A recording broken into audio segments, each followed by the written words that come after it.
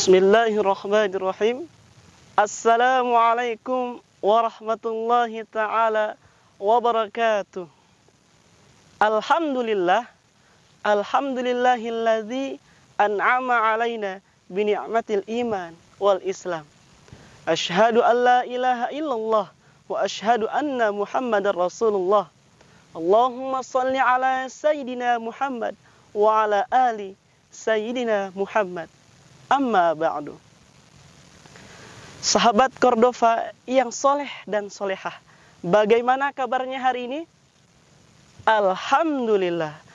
Kalimat hamdalah adalah kalimat yang harus kita ucapkan ketika kita ditanya oleh kabar siapapun. Karena kalimat hamdalah adalah kalimat yang menunjukkan artinya bahwa kita bersyukur kepada Allah Subhanahu wa ta'ala.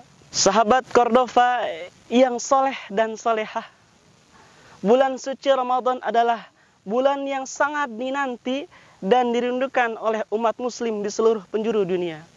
Bahkan negara kita tercinta yakni Indonesia Raya senantiasa selalu merindukan yang namanya bulan suci Ramadan.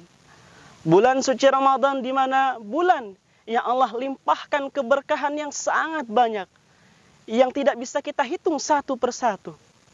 Bulan suci Ramadan, keberkahannya bisa terjadi sebelum dan sampai akhir di bulan suci Ramadan. Luar biasa bukan? Subhanallah, Masya Allah, Alhamdulillah, Allahu Akbar.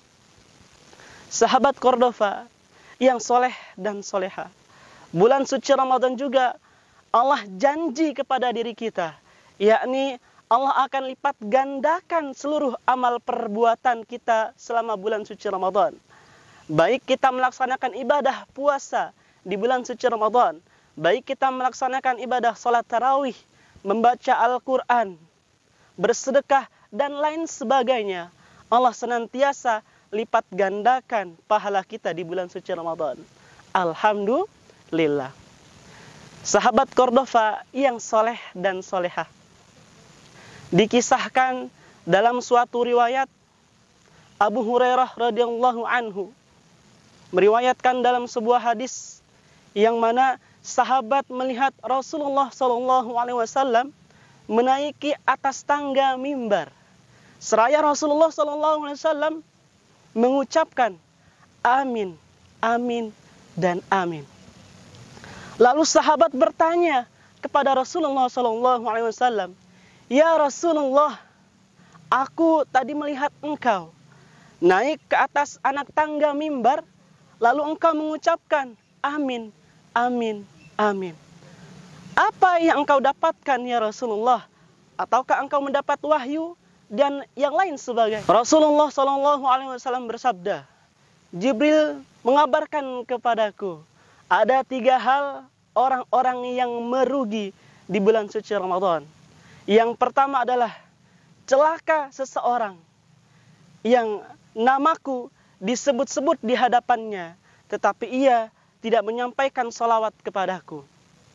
Yang kedua, celakalah seseorang yang ia telah menemui bulan suci Ramadan, lalu ia keluar tanpa mendapatkan ampunan dari Allah Subhanahu wa ta'ala.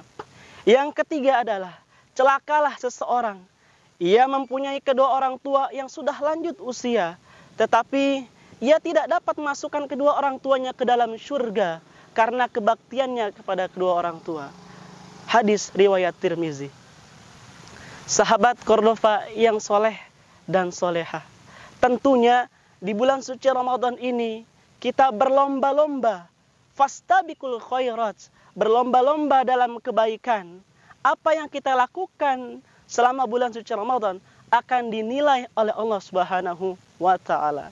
Tentunya kita mengharapkan ampunan dan ridho dari Allah Subhanahu wa ta'ala. Jangan sampai kita termasuk orang-orang yang merugi di bulan suci Ramadan. Lantas, siapakah orang-orang yang merugi di bulan suci Ramadan? Habib Zain bin Sumaid menafsirkan dalam kitab Al-Fawaidul Mukhtarah Lisaliki Tariqil Akhirah. Ada 3 hal yang mana seseorang bisa membatalkan nilai-nilai puasa di bulan suci Ramadan. Yang pertama adalah ia berpuasa tetapi tidak meninggalkan larangan-larangan Allah. Contohnya apa?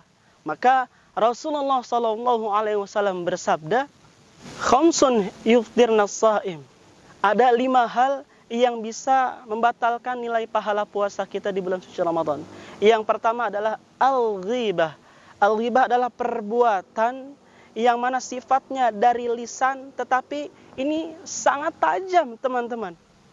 Ini tidak boleh kita lakukan. Menjelek-jelekan orang lain, saudara kita, teman kita, ini adalah perbuatan yang sangat dilarang. Kenapa? Karena ini bisa membatalkan nilai pahala puasa kita di bulan suci Ramadan. Yang kedua adalah wan namimah. Apa itu namimah? Namimah adalah adu domba.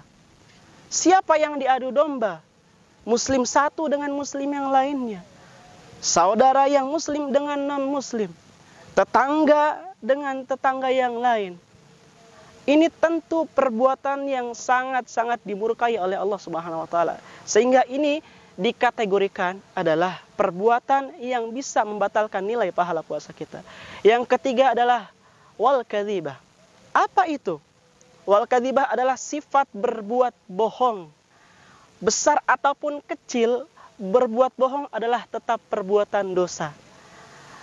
Ustadz yakin, sahabat Cordova dimanapun berada, pasti tidak akan pernah berbuat bohong. Baik itu kecil maupun besar. Insya Allah. Yang keempat adalah wan nadhru bisyahwah. Melihat sesuatu dengan syahwat. Dan yang kelima adalah wal yaminul kadzibah. Bersumpah atas nama Allah Subhanahu wa taala. Tentu ini sangat dilarang.